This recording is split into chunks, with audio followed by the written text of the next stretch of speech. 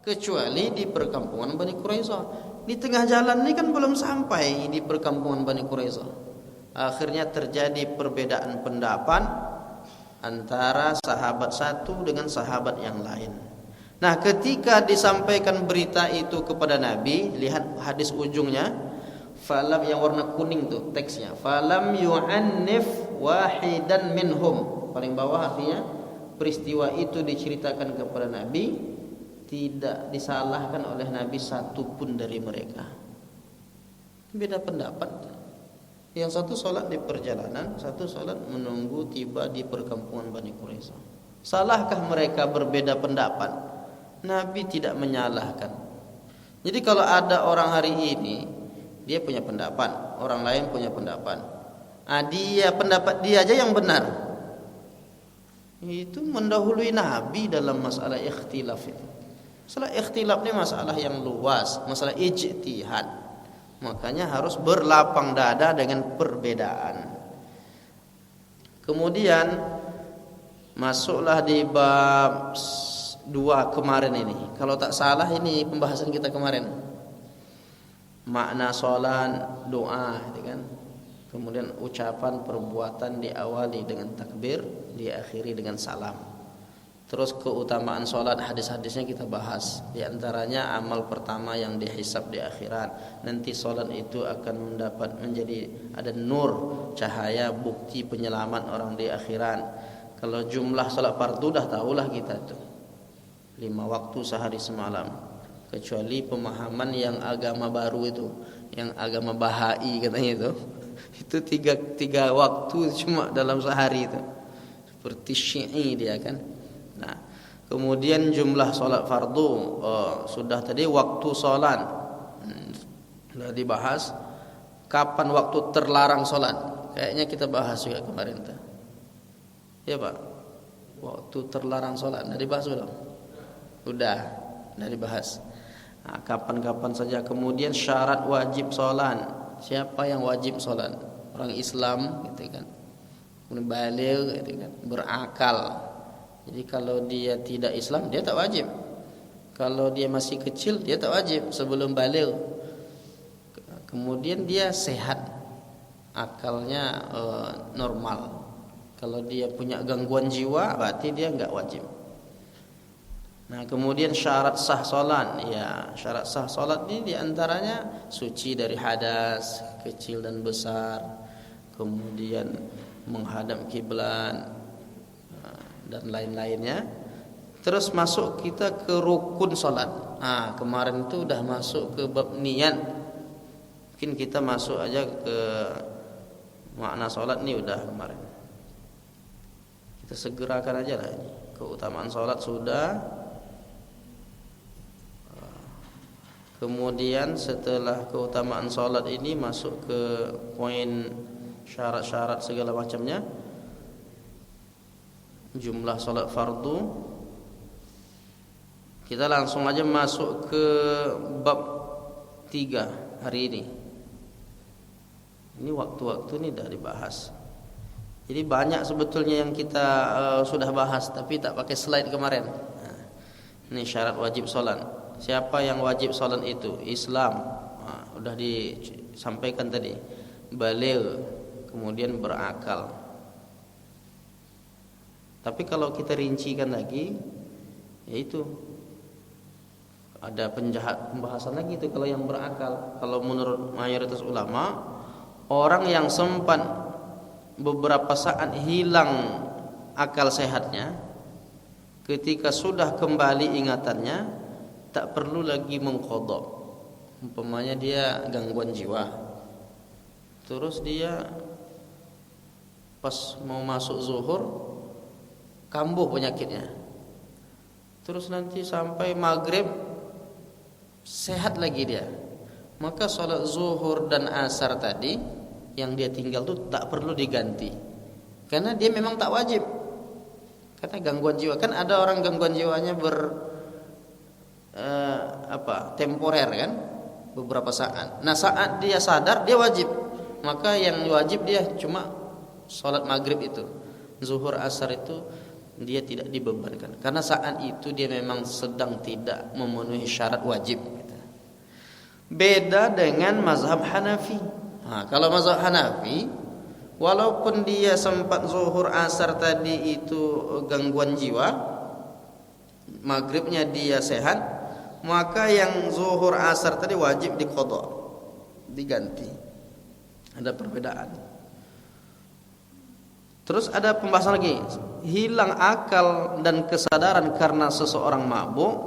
Kalau mabuk sengaja, kalau tadi kan hilang akal itu karena memang gangguan jiwanya. Tapi kalau dia sengaja minum khamar, mabuk dia, maka wajib mengqadha karena disamakan dengan tidur. Samakan dengan tidur. Tidur itu orang yang tidur jam 12 kan belum masuk zuhur. Bangun dia jam 5 sore. Berarti kan zuhur sama asar tinggal. Maka dia wajib mengqadha. Beda dengan kasus yang pertama menurut jumhur ulama. Kan ada hadis man nasiya an salatin, siapa yang terlupa salat, au nama an salatin atau tertidur, falyusalliha idza dzakara, hendaklah dia mengganti salat itu saat dia sadar, ingat. Dah masuk ke syarat wajib, masuk syarat sah.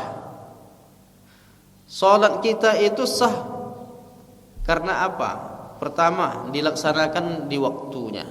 Kalau belum masuk waktu salat ya enggak sah. Yang kedua, suci dari hadas kecil dan besar.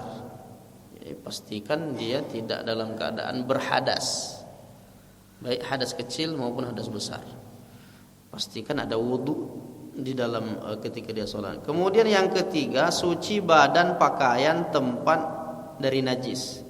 Jadi tempat sholat kita itu pun harus pastikan bersih dari najis. Jadi ada kondisi seseorang di lantai itu semua kotoran, najis, gimana dia sholatnya? Nah itu nanti masuk babnya, bab menghormati waktu jadinya. Nah, termasuk juga yang tadi suci dari hadas tadi, ketika orang sholat di pesawat. Kemarin ada yang bertanya, gimana sholat di pesawat? Kok pakai tayamum? Tayamum tuh harus ada debu. Gimana tayamum di pesawat? Ambil aja di depan kursi itu, nggak ada debunya. Kok bisa tayamum? Itu kayak tayamum ecek-ecek gitu kan? Kok bisa tayamum di kursi pesawat? Enggak ada tuh debunya. Nah, itu pembahasan tentang syarat sah ini. Kemudian yang keempat, menutup aurat. Udah pasti itu, kalau terbuka aurat batal. Dan yang kelimanya menghadap kiblat, kecuali salat nafilah, salat sunat. Salat sunat kalau tidak menghadap kiblat, salatnya sah. Tetapi jangan direncanakan betul. Mentang-mentang sah kan nanti solat ba'diyahnya, solat qabliyahnya menghadap ke timur. Nah, itu keliru juga. Maksudnya kondisi yang dimaksud ini di atas kendaraan. Jadi kalau Nabi itu dulu pernah, kata hadis ini dalam sebuah hadis, ketika dia berada di atas untanya, haitsu tawajjahat, Rasulullah salat kemanapun untanya menghadap, dia tetap salat sunnah. Wa idza aradal faridah, kalau Nabi mau salat wajib, nazala, dia turun, fastaqbalal qiblah, dia menghadap ke kiblat. Kalau wajib tak bisa. Salat wajib harus menghadap kiblat. Kalau salat sunat, umpamanya Bapak Ibu di mobil masuk waktu duha, ya kan? Gimana mau salat sunat? Wudu sudah, tapi kan dalam mobil ini gimana? Payah salat. Dan tidak disyarat, maksudnya tidak tetap sah walaupun tidak sempurna. Misalnya kalau orang salat wajib itu kan kalau dia mampu berdiri. Nah, itu rukunnya. Tapi kalau salat sunat, mampu dia berdiri, dibuatnya salat itu dalam keadaan duduk, sah salatnya. Umpamanya salat tahajud kita, kan salat biasa berdiri, tapi karena terlalu letih mungkin entah bagaimana, akhirnya duduk ajalah, salat tahajudnya sah. Tapi untuk salat wajib, kalau selagi mampu dia berdiri, dia upayakan dulu. Nah itu beda antara syarat sah salat wajib dengan salat sunnah. Makanya dalam bab ini yang kita bahas ini syarat sah salat khususnya untuk salat wajib. Nah, masuklah kita ke bab rukun. Nah, rukun ini ternyata ada juga perbedaannya antara mazhab Hanafi, Maliki, Syafi'i dan Hambali. Kalau dalam mazhab Hanafi, rukun salat itu 6 saja. Sementara dalam mazhab Maliki 14. Dan yang populer dalam mazhab Syafi'i, Hambali 13. Kok bisa beda rukunnya? Nah, itulah ijtihad. Karena zaman Nabi enggak ada istilah rukun. Rukun salat enggak ada. Itu belakangan di konsep oleh para ulama. Sehingga kita jadi tahu sekarang nih yang bab ini sunnahnya, yang ini wajib, yang ini harus terpenuhi. Itu setelah orang pertama yang menulis kitab fikih, mana dia bab taharah dikelompokkan, bab mandi, wudu, mana bab salat, mana bab tayamum. Itu siapa yang bab puasa, bab haji, bab umrah, yang pertama menyusun kaedah-kaedah fikih seperti itu, kelompok-kelompok bahasan seperti itu, Imam Hanafi. Jadi dibuatnya dua kitab. Pertama Al-Fiqhul Akbar, fikih besar itu tentang akidah. Yang kedua Al-Fiqhul Asghar, fikih kecil. Nah, itulah membahas tentang bagaimana kaifiyat, tata cara, rukun, syarat sah, syarat wajib, sunnah-sunnah, hal-hal yang membatalkan. Nah, baru berkembang ilmu fikih itu. Jadi kita bersyukur karena ada ulama yang berfikir untuk umat ini supaya dia tahu mana yang sunnat, mana yang wajib, mana yang makruh. Itu ulama yang merincikannya. Zaman Nabi belum ada saat itu. Jadi kalau ada orang mengatakan kalau tidak dibuat Nabi bid'ah, itu fikih itu bid'ah. Karena tidak dibuat Nabi itu. Penyusunan hukum taklifi yang 5 itu, wajib, sunat, mubah, haram, makruh, itu enggak ada istilah secara khusus jadi 5, itu enggak ada. Dan bahkan hukum taklifi itu pun beda pendapat juga. Kalau mazhab Hanafi ada lagi hukum fardu sama wajib itu dibedakan. Nah, jadi memang khazanah keilmuan dalam Islam itu luas. Di sini kita bisa menambah wawasan kita, ternyata sangat luas ajaran Islam itu.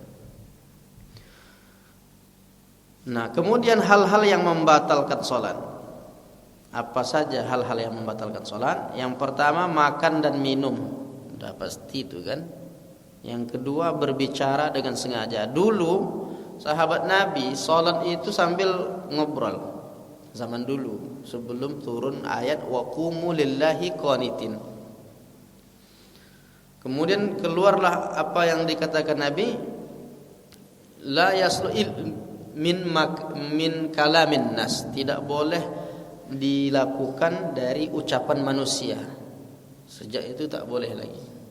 Jadi dulu bahkan tahiyatnya orang-orang dulu, sahabat-sahabat dulu di awal-awal Islam, itu mereka menyebut nenek moyang mereka. Jadi kalau kita kan baca at-tahiyyatul mubarakatus shalawatut thayyibatu lillah, itu kan pujian kepada Allah. Dulu enggak, pujiannya untuk nenek moyang. Bapak saya, kakek saya namanya si fulan, dia dulu orangnya baik, dermawan, dia paling bagus hubungan sosialnya. Itu ceritanya, itu ucapan mereka ketika tahiyat. Terus kata Nabi, yang diucapkan saat itu bukan membanggakan orang tua, orang pembesar-pembesar, tokoh-tokoh, orang-orang dulu, tapi yang diagungkan itu Allah Ta'ala. At-tahiyyatul mubarakatus salawatut tayyibatu lillah. Segala penghormatan yang penuh keberkahan, harapan-harapan, doa-doa yang baik-baik, semuanya milik Allah. Nah, ini dibangga, dipuji Allah sana. Dulu tidak. Jadi sejak itu tidak boleh lagi berbicara hal-hal selain urusan ibadah itu.